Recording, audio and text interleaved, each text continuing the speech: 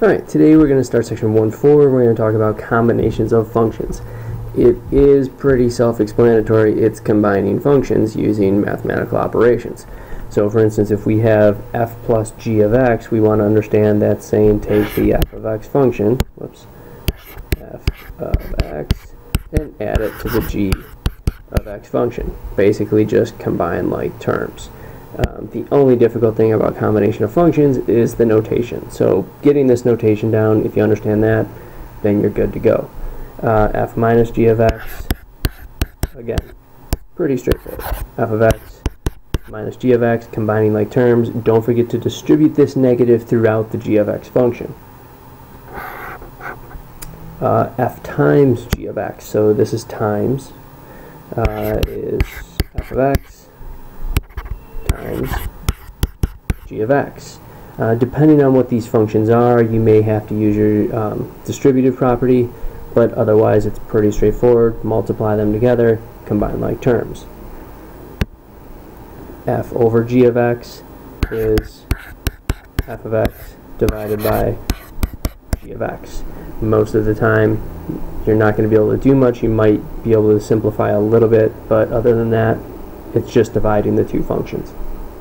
Okay, so if we have f of x equals 3x squared plus 2 and g of x equals 2x plus 5, I want you to find the combination and state the domain for each function. So pause the video, do that, and then unpause when you're ready. Okay, hopefully that was relatively easy. So f plus g of x, add the f of x function, add the g of x function. For this part, you don't need the parentheses. I just put them in there to distinguish f of x and to distinguish g of x. Your final answer should be 3x squared plus 2x plus 7. The domain is all real numbers. Now, real quick, one thing to talk about the domain. The domain of this function, 3x squared plus 2x plus 7, is all real numbers. If that was the original function, that's just a quadratic or a parabola, I know the domain of that is always all real numbers. Or if it's a polynomial, domain is all real numbers. However, you do have to check what was the domain of the original functions that you were combining, because if there was a restriction on one of those domains, it's going to carry through even if the new function doesn't show that restriction. For f minus g of x, again, subtract the two functions. Now here the parentheses are important. It reminds me to distribute the negative. I could skip this step if I want and just go right to distributing the negative, but either way I need to make sure that I do that. Your final answer, f minus g of x equals 3x squared minus 2x minus 3. Again, the domain is all real numbers. This is a polynomial, quadratic, whatever you want to say. The domain is all real numbers. F times g of x, 3x squared plus 2 times 2x plus 5. We have to use our distributive property, and we end up with f times g of x is 3x cubed plus 15x squared plus 4x plus 10. Again, this is a polynomial, so the domain is all real numbers. F over g of x, 3x squared plus 2 divided by 2x plus 5. I can't simplify this in any way. Nothing reduces, nothing cancels. The domain is negative infinity to negative 5 halves, negative 5 halves to infinity, not including negative 5 halves. Remember, I get that from setting the denominator equal to 0 and solving for x. That is where the function does not exist. So notice now here, this one, when we did the combination of functions, did not have the same domain as the original two functions. Okay, so here we have f of x equals the square root of x minus 5 and g of x equals x plus 4. We want to find the domain of f over g of x and g over f of x. So again, pause the video, take a minute, do those problems, and unpause it when you're ready to check your answers. Okay, so this is an example where we need to pay attention to the original domain of f of x and the original domain of g of x to actually answer the question. So for f over g of x, that's the square root of x minus 5 over x plus 4. Well, what's the domain? Well, what's going to make this function not exist is going to be when it equals negative 4. What is going to make it complex is anything less than 5. So I have to take the greatest restriction on that, which is 5 to infinity. So this part right here, the negative infinity to negative 4 to infinity, or getting a negative 4 in the denominator, never comes into play because there's already a greater restriction on the numerator.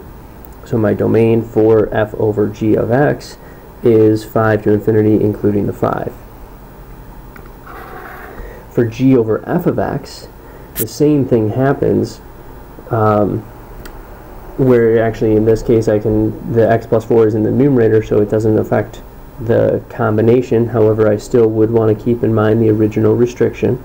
But now the square root of x minus 5 is in the denominator, so I don't want to include the 5.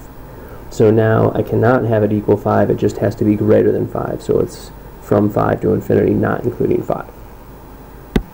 Okay, so now we're going to move on to, instead of combinations of functions, what about composition of functions? And so this is where we substitute one function into the other function.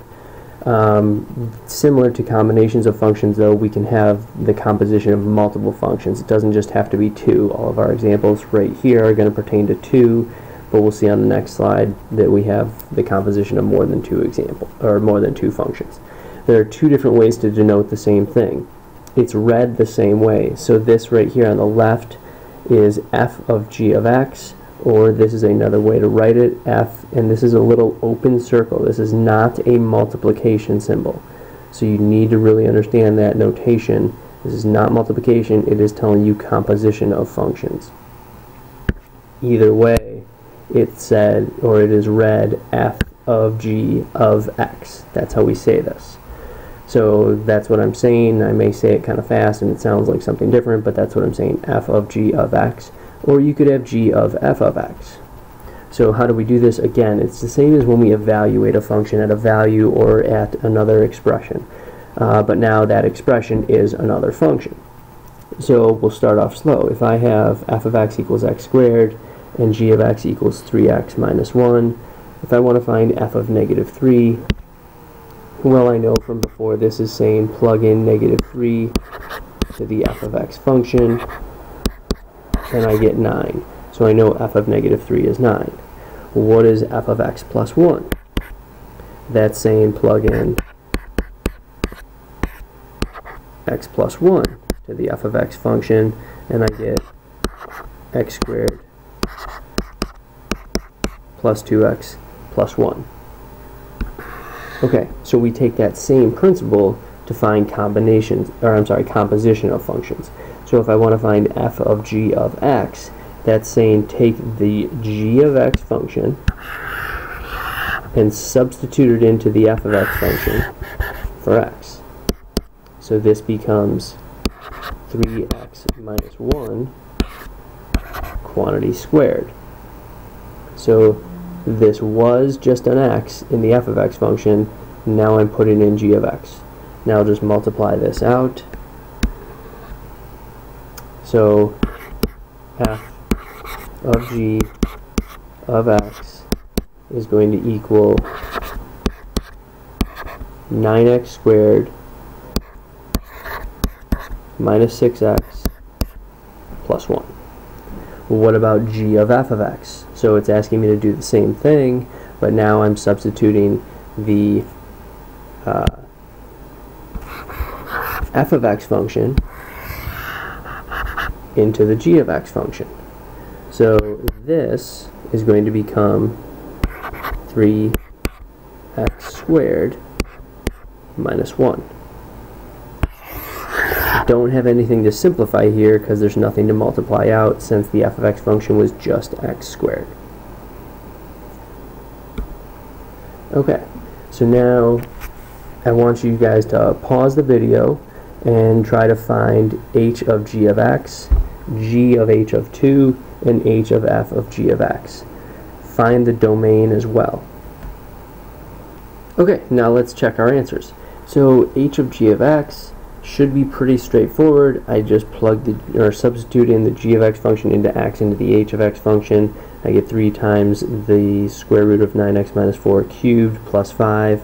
I can leave my answer like this, or I could write this as 3 times 9x minus 4 to the 3 halves plus 5. Either of those are correct. There's really no simplification there.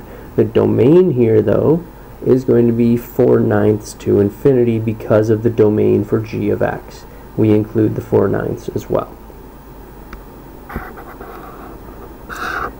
For g of h of 2, so there's 2 ways in which I can approach this. One, I could first figure out what is h of 2. So h of 2 is 3 times 2 cubed plus 5, or 29. So then g of h of 2 is actually g of 29.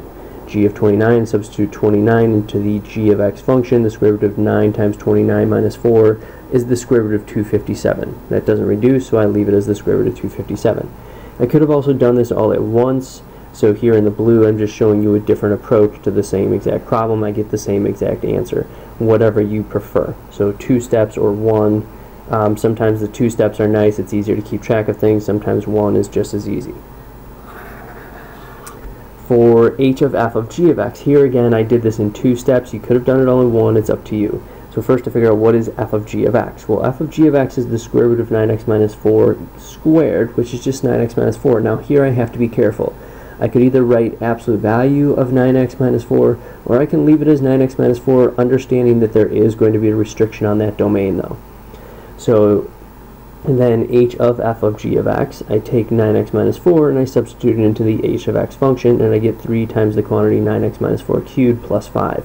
I do not expect you to multiply out the 9x minus 4 cubed. That's just a waste of your time for this type of problem at least. Other problems, I would expect that, but I will let you know.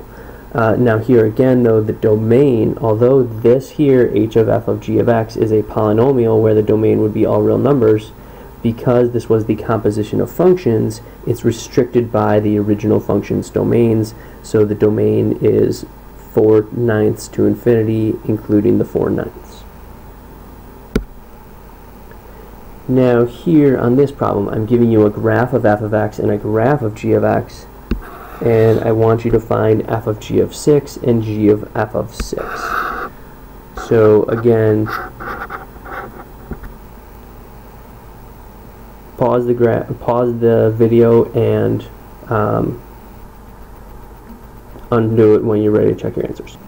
Okay, so hopefully you got f of g of 6 is 2 and g of f of 6 is 0. Now real quickly, how do we get that if you did not get those correct answers?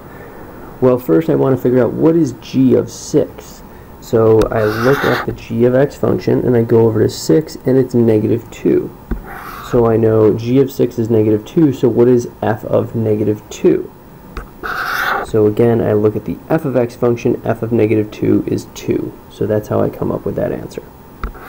Now I do the opposite order for g of f of 6. So first I figure out what is f of 6. So I go to the f of x function and I look at 6, that equals 2, or has a y value of 2. So what is g of 2? So now I go to the g of x function, and at 2, the y value is 0. So I know g of f of 6 is 0.